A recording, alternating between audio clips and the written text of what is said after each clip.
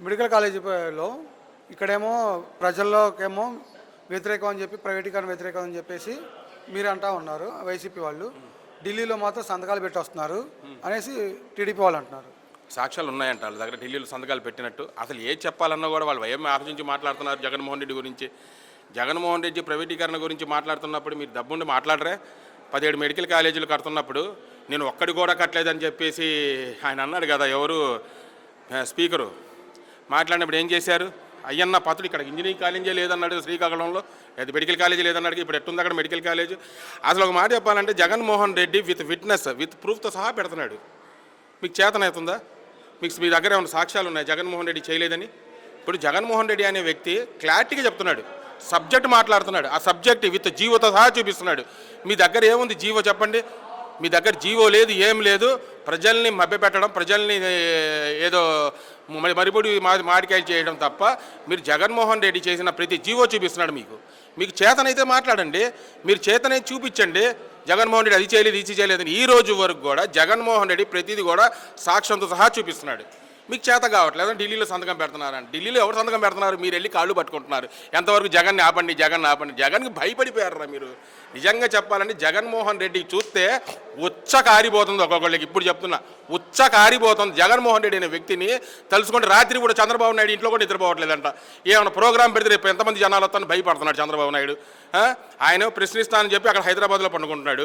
IT శాఖ మంత్రి ఏమో నేను అమెరికా నుంచి ఇంత ఫండ్ తెచ్చాను, లేకపోతే డావోస్ నుంచి ఇన్ని ఫండ్ తెచ్చానని చెప్పేసి చెప్పుకోవడం తప్ప మీరు దేనికైనా ఒక్క నిధులు కూడా తీసుకురాని చేతమ్మ దద్దగారి ప్రభుత్వం ఏంటంటే ఇదే ప్రభుత్వం. ఇంతకంటే మేము చెప్పకూడదు. మీరు అర్థం చేసుకోండి, మీ ప్రభుత్వం ఏ విధంగా ప్రజల్లోకి రండి. ఈరోజు కూటమి ప్రభుత్వం ఎట్టుందో ప్రజల్లోకి వస్తే మేము కాల్ రెగ్యులేషన్ మా జగన్మోహన్ రెడ్డి ఏ విధంగా చేశాడు మేము మాట్లాడగలం దమ్ముంది మా దగ్గర ఉంది. నవరత్నాల కంటే ఎక్కువ చేసి చూపించాడు జగన్మోహన్ రెడ్డి. సూపర్ 6 పథకాలు ఇచ్చి ఒక్క పెన్షన్ తప్ప నువ్వు చేసింది ఏమైనా ఉంటే నువ్వు రా, ప్రజల్లోకి మేము కూడా వస్తాం. మా నాయకుడు ఇది చేశాడని చెప్పే దమ్ము మా దగ్గర ఉంది. నీ నాయకుడు చేసే కార్యకర్తలు ఎవరైనా ఉంటే రమ్మని చెప్పండి, మేము రెడీగా ఉన్నాం.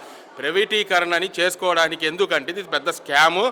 చంద్రబాబు నాయుడు వాళ్ళ యొక్క వ్యక్తులకి ప్రైవేటీగా చేసుకొని సొమ్ములు సంపాదించుకోవడానికి చూస్తున్నాడు తప్ప ప్రజల్ని బాగు చేయడానికి కానీ ప్రజలకు భవిష్యత్తు ఏంటని ఆలోచించిన విషయంలో అయితే లేదు. ఇంతవరకు ఇంతమంది ఆడపిల్లల మీద అఘాయిత్యాలు జరుగుతున్నా కూడా పట్టించుకొని దద్దమ్మ ప్రభుత్వం ఇది. ఈ నిన్నగాగా మొన్న ఎక్కడో ఒక విషయంలో జరిగింది, అమ్మాయి విషయంలో, అది కూడా పట్టించుకోవట్లేదు.